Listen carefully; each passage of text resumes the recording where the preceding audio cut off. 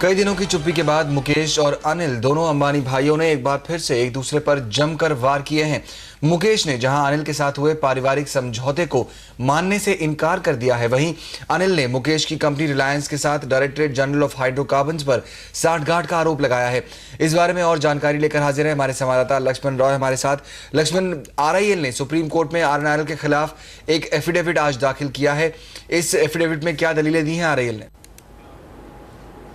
देखिए, इस एफिडेविट को आरआईएल के 7 जो फुल टाइम मेंबर्स थे बोर्ड के, उन्होंने ये एफिडेविट दाखिल किया और इसमें काफ़ी महत्वपूर्ण बात ये कही गई है कि जो दोनों भाइयों के बीच समझौता हुआ था, पारिवारिक समझौता हुआ था, उस समझौते को आरआईएल बोर्ड ने मंजूरी नहीं दी है। हालांकि इससे पहले आपको बताना चाहूँगा, एसएलपी फाइल करते हुए आरएनआरएल ने यह कहा था कि जो दोनों भाइयों के बीच 18 जून 2005 में समझौता हुआ था गैस बंटवारे को लेकर, इसको बोर्ड ने मंजूरी दी थी और बोर्ड ने इस पर कार्रवाई की थी। उस एसएलपी की बातों का आरआईएल के बोर्ड ने आज जो एफिडेविट दाखिल किया उसको पूरी तरह खंडन किया है। ये एक बहुत महत्वपूर्ण बात इस पूरे मामले में उभर कर सामने आ रही है। साथ ही साथ ये भी कहा गया है कि पारिवारिक समझौते जो होते हैं वो कॉर्पोरेट डील पर लागू नहीं होते हैं, इस एफिडेविट में कहा गया है। दूसरी बात यह है कि एडी जो आरएनआरएल है उसके पास कोई पावर प्लांट नहीं है, उसको अभी फिलहाल किसी भी गैस की जरूरत नहीं है, इसीलिए अभी आरएल की दलील यह है कि हमें आरएनआरएल को गैस देने की जरूरत नहीं है। सुप्रीम कोर्ट से यह भी कहा गया है कि वो कोई ऐसा फैसला ना दे कि आरएनआरएल को गैस देने की, किसी भी कीमत पर गैस देने की जरूरत है, इस बारे में बताएं। साथ ही साथ ये भी कहा गया है कि जो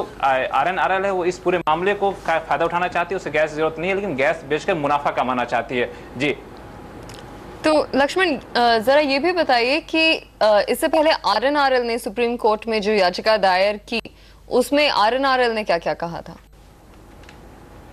देखिए, आरएनआरएल ने जो याचिका दायर की, इसमें खास तौर से ये कहा गया है कि इसमें डीजीएच और आरआईएल के बीच साठगांठ का आरोप लगाया गया है। इसके लिए आरोप के पक्ष में इन्होंने कुछ मीडिया रिपोर्ट का हवाला दिया है, जिसके तहत ये बताया है कि डीजीएच के डीजी जो वीके सिब्बल हैं, इन्होंने 2005-6 में जो केजी बेसिन के जो कैपेक्स एक्सपेंडिचर प्लान को एक्सपेंडिचर को 4 गुना बढ़ाने की जो प्रस्ताव था, इसको गैर जरूरी था, फिर भी इसे डीजी वीके सिब्बल ने मंजूरी दी थी। साथ ही साथ इसके एवज में आरआईएल वीके सिब्बल को समय समय फायदा पहुंचाता रहा है। इसके बारे में उन मीडिया रिपोर्टों का हवाला दिया गया, जिसके मुताबिक डीजी वीके सिब्बल की बेटी यहां के आरआईएल के गेस्ट हाउस में रुकी थी एक समय में। अब आरआईएल की एक फ्रेंड कंपनी वीके सिब्बल की बेटी के लिए मुंबई में फ्लैट खरीद रही है, ये भी आरोप लगाया गया है। साथ ही साथ ये भी कहा गया है कि इस बीच आपको बताना चाहूंगा कि सीवीसी ने सीबीआई को एक निर्देश दिए हैं कि आप इस बारे में जांच करें कि आरआईएल और वीके सिब्बल के बीच क्या साठगांठ का आरोप कितने सही है। यहाँ आपको बताना चाहूंगा कि वीके सिब्बल का टर्म इसी महीने खत्म हो रहा है और पेट्रोलियम मंत्रालय इस सिब्बल के टर्म को 2 साल तक बढ़ाना चाहती है।